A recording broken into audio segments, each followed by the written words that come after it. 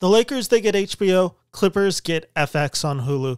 Lakers get this guy playing Magic Johnson. The Clippers get this guy playing Blake Griffin. It's actually a really apt metaphor to describe the Clippers' existence, especially in the shadows of the Lakers in LA. And that's kind of what I thought this approach to this 6-episode limited series Clipped was going to be.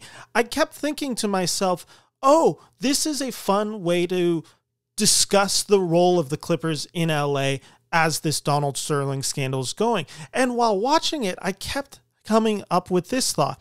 This feels sanitized. Clipped feels too carefully controlled. This is very careful, very safe, and traditional storytelling, which is really weird when you consider Clip feels too mainstream. It feels too careful. It feels too polished to be a story about LA's other basketball team.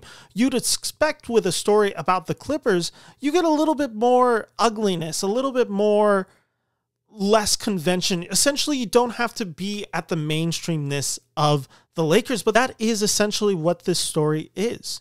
Clip tells the true story of the 2013-2014 Los Angeles Clippers as new coach Doc Rivers tries to bring structure and accountability to a basketball organization amidst public scrutiny brought on by team owner Donald Sterling's racist remarks that were leaked by his mistress. Clip stars Laurence Fishburne, Ed O'Neill, Jacki Weaver, and Cleopatra Coleman. And let's just kind of start with this of my review of Clip, because obviously I'm pretty mixed on this. And Clip specifically has a women's issue, specifically that this show doesn't really understand its female characters or even how to focus a story around Shelly Sterling and V. Stiviano. Shelly being Donald's wife, V being the mistress in this story as it is presented. And here's what I think the show is trying to say about these women. Shelly Sterling is an old white woman, unaware of her racial attitudes, and justifies her racism due to her husband's affair.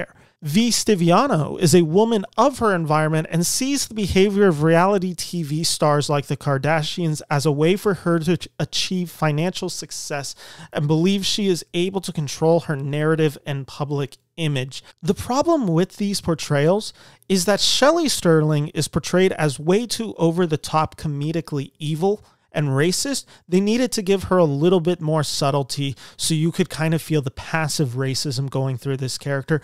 And for the character of V, she's just far too smart in this show. Thus, it doesn't make sense why she would think any of her schemes will work out in this show. It is quite literally the issue of, and I think it is the showrunners wanted to really give her a bit more of an arc. They didn't want to just make her a mistress character, the archetype of a gold digger, essentially. They didn't want to do that or portray her in that way. And I understand that, and I think that is probably the right approach to go at that.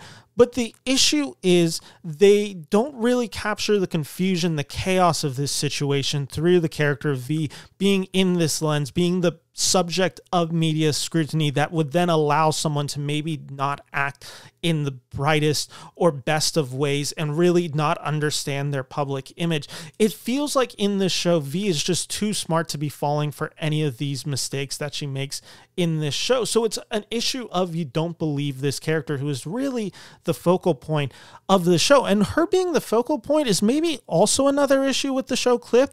I think the show spends too much time portraying its two least interesting characters in Shelly Sterling, I should say, and in V. And by that, I mean, this is a show about the Lob City era Clippers, coached by Doc Rivers. That's the show that I want to see. I want to spend time with the team and their relationship with Donald Sterling and how Sterling's antics and racist, irreparable behavior strained the team's reputation for decades and still haunts the franchise. When the show focuses on that, that is, I think, when the show is actually clicking on all cylinders.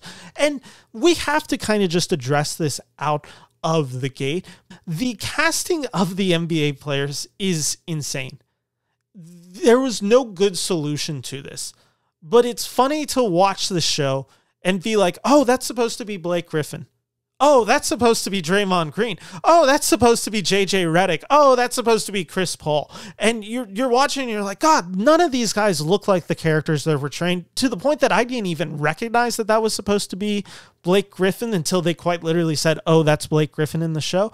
And to the actors' credits, the show is best when we are focused with them, along with Doc Rivers, portrayed by Laurence Fishburne, and the team having conversations about Starling, what a protest or a lockout would mean, the moral conundrum of finding themselves in this situation under a racist owner, as everyone is kind of looking to them to best deal with the situation. That is when the tension, that is when the conversations of this show feel the most fully realized. So yes, while they don't look anything like their counterparts, I understand this. And maybe this is the issue with the entire show as a whole. This show just comes far too soon after this scandal. I mean, this scandal just happened 10 years ago, which is so recent to the point that Blake Griffin just retired. Draymond Green is still in the league. Steph Curry is still in the league. Chris Paul, who is in this show and probably the main Clipper that we focus the most amount of time on, is quite literally still in the league now, just being playing in San Antonio.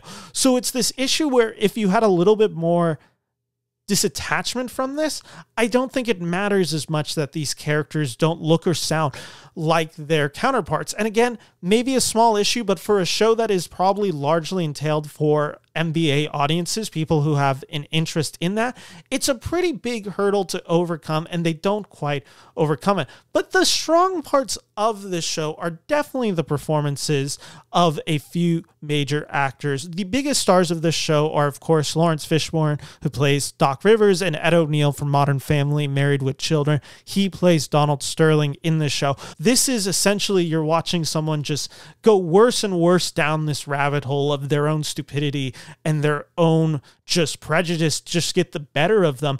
I think Ed O'Neill is really good, and the ability of Ed O'Neill to portray it with a little bit of comedy, a little bit of lightheartedness, while saying some really ugly things, really does add a wonderful dynamic of watching him essentially be completely inept and stupid in trying to handle his situation, versus the Clippers as an organization watching him and thinking, this guy is a buffoon. What is he doing? Why is he behaving like this? Can't he just act normal? And that is what the show needs more of. Laurence Fishburne just works because he's Laurence Fishburne, and he does a pretty decent Doc Rivers impression. He doesn't get a ton to do in this show except really just have nervous breakdowns and moral conundrums of basically having to work under Donald Starling and what that means. That also does mean that he gets to have a few of those classic coach speeches in the show, which Laurence Fishburne delivers at the highest level. He has a few really good moments in this show where he really just gets to monologue for 2 to 3 minutes, and you feel the importance of Laurence as an actor coming through those moments. Another actor I really wanted to shout out just real quick, he has a smaller role in the show, but he's really good. Clifton Davis is really good. He plays Elgin Baylor, who was a former NBA player in, I believe, the 1960s and 1970s. He's the GM of the Clippers in, I believe, the early 90s up until 2009, until he has a pretty public departure from the Clippers. This is what I wanted this show to be, essentially to explore the Clippers under Donald Starling and the behavior and just how much damage he has caused to this organization. That's when the show is working. It really needed more of Baylor. It needed to explore kind of what Starling has been doing as an organization, because you get the idea that he's inept and that he's a meddling owner, but you don't really get the full picture. What Clifton Davis allows us is a glimpse into that. And I think that's what the show needed. It needed more of these Baylor type characters. It needed more of essentially the NBA. Adam Silver briefly appears in the show. It's an actor playing Adam Silver, I should say. He's the NBA commissioner. That's more of the politics of the show that I really wanted, and that was a scene that I really responded to. I think whoever portrayed Adam Silver in this show did a really good job, and it's just a really abrupt scene, and that's, again, really what I wanted. But this show is just not particularly interested in the league politics itself. Rather, it's more fascinated in just playing the hits that we know. It's the mistress with Donald Starling. It's the wife filing the lawsuit against the mistress. It's the mistress releasing the Magic Johnson tapes of Starling saying really racist remarks.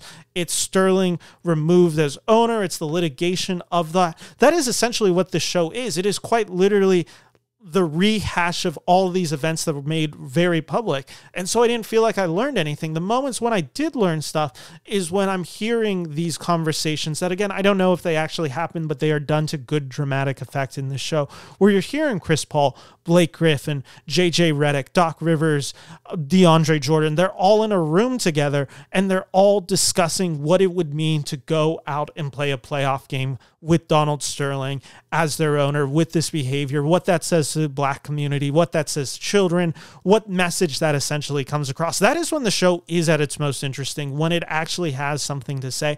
Otherwise, it just comes back to this issue where I just thought this was a really traditional way to tell the story. Again, this ended up just kind of feeling like a very polished, safe show for a team that really could have had a little bit more of edge. The Lakers are the mainstream. The Clippers are the one that you can get a little bit more fun with. And in this show, I thought this was kind of the approach of by committee. And that's what I didn't like about Clipped at certain points of the show. I will give it credit that for 6 episodes, it kept me entertained. I wouldn't call this a bad show by any means. I just wouldn't call this a show that you need to go out and seek. I think NBA fans who are particularly interested in this story are going to have some amusement and some fun watching this show and maybe learn a little bit. In terms of that, if you're not really an NBA fan, if you don't really care about this Donald Sterling, this Clippers history, as you will, then it's probably one worth skipping. And that's kind of how I feel about it. It is okay. I'm not going to be particularly mean about it. I'm giving it 2.5 out of 5 stars for Clipped.